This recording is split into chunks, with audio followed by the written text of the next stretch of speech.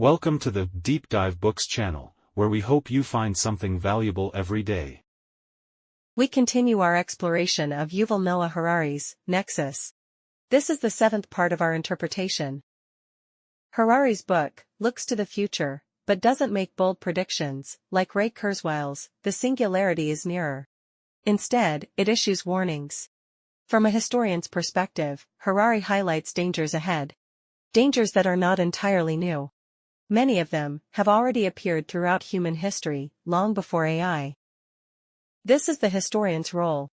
The future is shaped by multiple trends, some reinforcing, and some canceling each other out.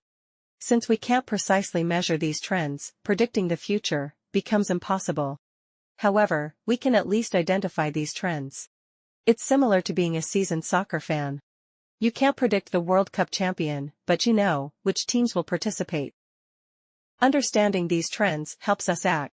If we dislike a potential outcome, we can try to limit the trends that lead to it. For example, flammable materials don't always cause fires, but knowing they are flammable means we must manage them carefully. This is precisely why Harari wrote Nexus. Reading this book changed my perspective. I used to believe AI should develop with as little restriction as possible. Now, I agree that some regulation makes sense, so long as it targets governments and corporations, not ordinary people. Harari proposes several legislative suggestions, which I find reasonable. I believe the singularity is approaching, and I think AI's benefits will far outweigh its harms. I remain optimistic about the future. However, I also agree with Harari that adapting to new technologies will come with growing pains. History teaches us that the Industrial Revolution came at a great cost. Many people and nations believed that industrialization required colonies, imperialism, or exploiting resources from one country while flooding another with goods. Some thought it required authoritarian rule, where the entire nation became a giant company, with every person as a cog in the machine.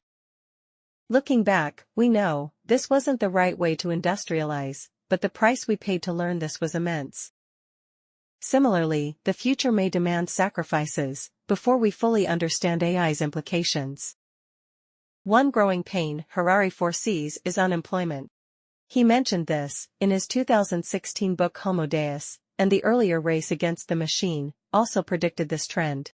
Around 2012, after the financial crisis, the U.S. unemployment rate remained stubbornly high. Some scholars argued that automation had permanently replaced human labor. But they were wrong. Starting from that point, the U.S. unemployment rate steadily declined. Except for a spike during the COVID-19 pandemic. Right now, at the height of the AI revolution, U.S. unemployment is at a 50-year low. This isn't just true for the U.S. In most developed countries with hardworking cultures, unemployment is nearly non-existent. In 2023, the OECD reported an average unemployment rate of only 4.8% among its member states. A solid achievement. However, many developing nations still struggle with high unemployment. And it's clear that AI isn't the cause. In fact, economic trends show that countries with higher automation often create more and better jobs. For now, Harari's concern doesn't hold, but it might not stay that way. Harari warns that prolonged high unemployment could be dangerous. In 1929, the Wall Street crash triggered a global economic crisis. Germany endured 3 consecutive years of 25% unemployment, transforming the prosperous, democratic Weimar Republic into a Nazi regime. People can't tolerate long-term high unemployment. If AI eventually starts replacing jobs, without new ones emerging quickly enough, several years of mass unemployment could spell disaster. Harari suggests democracy as the solution. From 1929 to 1933, the U.S. unemployment rate also reached 25%, but the country didn't turn into a totalitarian state. Franklin D. Roosevelt's New Deal introduced Social Security and gave people a way forward. Why did the U.S. remain stable, while Germany didn't? Harari argues that the Weimar Republic was a new democracy born out of defeat, lacking strong institutions and ideological foundations. The U.S., on the other hand, was a well-established democracy. The takeaway is that democracies, despite their frequent bickering and apparent disorder, can be incredibly stable during crises. People are used to facing challenges and confronting reality, and democratic systems have mechanisms for dialogue and flexibility. To effectively handle AI's societal challenges, we must ensure democracy continues to function. In the next segment, we'll discuss why authoritarian regimes, not democracies, should fear AI the most. However, AI also poses a threat to democracy. Let's examine one scenario. Do you remember the historic 2016 match between AlphaGo and Lee Sedol? In the second game, something extraordinary happened. Move 37. AlphaGo placed a black stone, as marked in the image. Everyone watching was stunned. Commentators thought AlphaGo had made a mistake. Lee Sedol was puzzled too. He left the board, took a walk to clear his head, and spent 15 minutes contemplating his next move. This illustrates one of AI's key traits. Its thinking can be so different from ours that we can't understand it. And it can't explain itself either. Neural networks are black boxes. But this isn't the scariest part. The scariest part is that AI's decision was correct. Later in the game, people realized Move 37 was profoundly insightful and crucial to AlphaGo's victory. This represents a potential threat to democracy. To succeed, democracy relies on dialogue before decisions and corrections after them. Both require the public to understand what's happening. But what happens when AI consistently makes decisions the public can't comprehend, even though those decisions might be correct? For instance, AI tools are already used in sentencing. A judge might impose a harsher sentence because AI predicts a high likelihood of reoffending. But how does the AI determine this? It doesn't just consider the crime's severity. It also factors in a range of personal indicators. Even if the AI's predictions are accurate, is this fair? Should someone receive a harsher sentence simply because they're single and drink heavily, while someone with a family and a stable job gets leniency for the same crime? In 2018, the EU implemented the General Data Protection Regulation (GDPR), which includes a provision granting individuals the right to an explanation when decisions are made by algorithms. The problem is that some algorithms can't explain themselves. Harari imagines a scenario where you apply for a loan, and the bank denies it based on their algorithm. When you ask why, they say they don't know, because the algorithm considers 1,000 factors. This lack of explainability isn't new. It predates AI.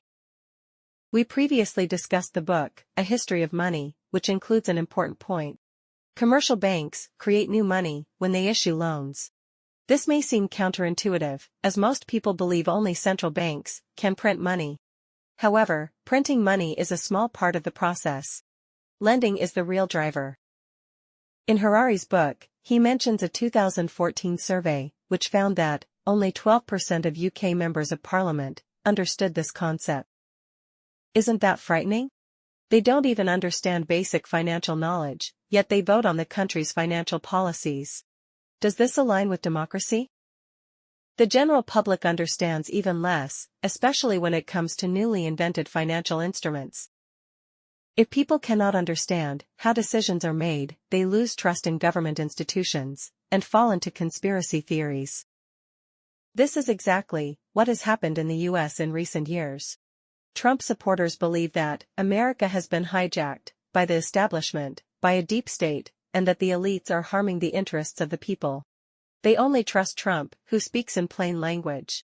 Because they lost faith in government institutions, these people, when Trump lost the election, refused to accept the results, and even led to the Capitol Hill riot. This is not democracy. It's anarchy. For democracy to function well, you must be able to lose. Even if you persist in your views, and feel the outcome is unfair, you must respect the result, and not flip the table. When I first arrived in the US, I witnessed the election dispute between Gore and Bush. Gore also lost due to disputed vote counting. But I remember clearly that Gore, facing the camera, said, "I strongly disagree with the vote count, but I accept the result. For the sake of America, I submit and accept Bush as president." That kind of dignity is now lost. Now, imagine if the decision were made by AI. Do you think the public could accept that? Harari believes that the explainability issue is difficult to solve. However, I think large language models might help. They are best at explaining complex concepts in a way that even Trump supporters could understand. Harari is more concerned about how to prevent AI from disrupting democracy. There is a field called computer political science, and Harari summarizes some regulatory suggestions to limit AI with 4 key principles. The first principle is for good. If you collect my information, it must be for my service, not to exploit me. This is something governments should address. In modern society, to make things convenient, we inevitably share personal or even private information with institutions or commercial companies, and this information can easily be misused. For good should be the bottom line. The second principle is decentralization. Centralizing all information may be more efficient, but it leads to totalitarianism. Different databases should exist independently. For example, personal health information should not be combined with financial information. Similarly, similar types of information should be accessible to different institutions, especially public data. This way, oversight can be maintained. The third principle is reciprocity. If the government can use information networks to monitor citizens, then citizens should also be able to use information to monitor the government. Information should not only flow from the bottom up. The bureaucracy must become more transparent, allowing the public to check the government's actions. The fourth principle, which is the most interesting, is anti-oppression. If every action of a citizen is scored by AI, constantly competing and struggling, it leads to oppression. Even if your algorithm is correct, even if you're calculating scores for my health, you must allow me a break from the competition. I want to improve, but sometimes I also need to accept myself as I am. These 4 principles focus on the relationship between government, corporations, and the public, with the key idea being to limit the government and big companies, while protecting the people. I wholeheartedly agree with them. There's another suggestion, which I also agree with, proposed by the late philosopher, Dennett. Ban AI from impersonating humans. AI-generated content is already widespread, and it's incredibly realistic. You might not even know whether you're interacting with a real person or AI. This opens the possibility for chatbots, like the pink lightning, to manipulate public opinion. Dennett says, don't overthink it, just legislate to ban AI from impersonating humans. You can use AI-generated content, but you must inform people that it's AI-generated. Dennett compares it to issuing paper money. There should only be one genuine currency, and all others are counterfeit and must be prohibited. No matter how free the world is, we can't allow the free printing of money. Harari points out that this kind of legislation doesn't infringe on free speech. AI is not human, and it isn't protected by the Constitution. That's it for today's content. Thank you for watching, and I'll see you in the next video.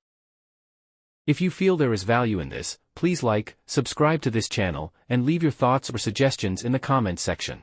Let's grow together and read more good books.